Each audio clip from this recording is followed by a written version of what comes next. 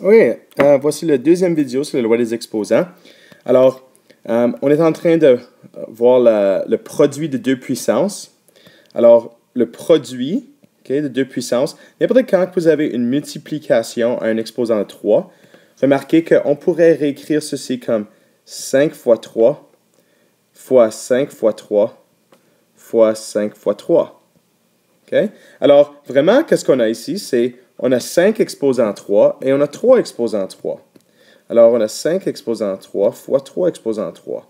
Alors, n'importe quand vous avez un produit à une puissance, cette puissance-là est attachée à chacun des deux produits. Alors, 5 exposants 3 et 3 exposants 3. Puis ensuite, pour l'évaluer, bon, évidemment, ça c'est juste multiplier 125 fois 27. Et 125 fois 27 nous donne 3375. OK? Alors, voici une puissance d'une fraction, alors d'un quotient. Alors, c'est vraiment la même idée. Alors, on pourrait réécrire ceci comme 3 cinquièmes fois 3 cinquièmes fois 3 cinquièmes. Et remarquez qu'au numérateur, on a 3 fois 3 fois 3 qui nous donne 3 au cube. Et au dénominateur, on a 5 fois 5 fois 5 qui nous donne 5 au cube. Et évaluer qui nous donne 27 sur 125. Alors, si je retourne à la question originale, j'aurais pu juste associer le 3 au numérateur, sur 3 exposant 3, et 5 exposant 3 au dénominateur. Alors, quelque chose qu'il faut que vous en souveniez, c'est que l'exposant ici n'est pas seulement du numérateur, mais est aussi attaché au dénominateur. Alors, doit être attaché aux deux.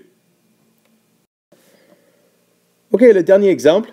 Alors, on demande de simplifier cette expression. Alors, je vais utiliser les lois qu'on vient d'apprendre ici. Alors, n'oubliez pas qu'on pourrait faire une de deux choses. Je pourrais faire 2 fois 3 qui est 6, ensuite exposant 2, ou je pourrais simplement dire que ça, c'est 2 exposant 2 fois 3 exposant 2. Encore, le 2 est attaché aux deux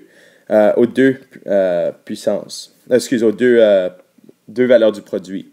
Maintenant, au dénominateur, ici, on a 2 plus 3. Bon, ceci n'agit pas de la même façon. Alors, le 2 ne peut pas être simplement attaché au 2 ici. Il faut que je premièrement fasse la parenthèse et ensuite faire l'exposant. Alors, ici, ça va être 5 exposant 2. Alors, remarquez que quand c'est une somme, je ne peux pas mettre ça chacun à l'exposant. Quand c'est un produit ou un quotient, chaque terme a un exposant donné dans la puissance.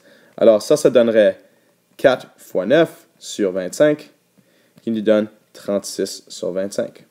OK, alors j'espère que ça clarifie un petit peu. Quand on fait une puissance d'un produit, OK, chaque produit reçoit un exposant de 2. Quand on fait une puissance d'une somme, tu dois faire la somme avant et ensuite appliquer l'exposant. Oui, j'espère que ça fait du sens, les élèves. Bonne chance!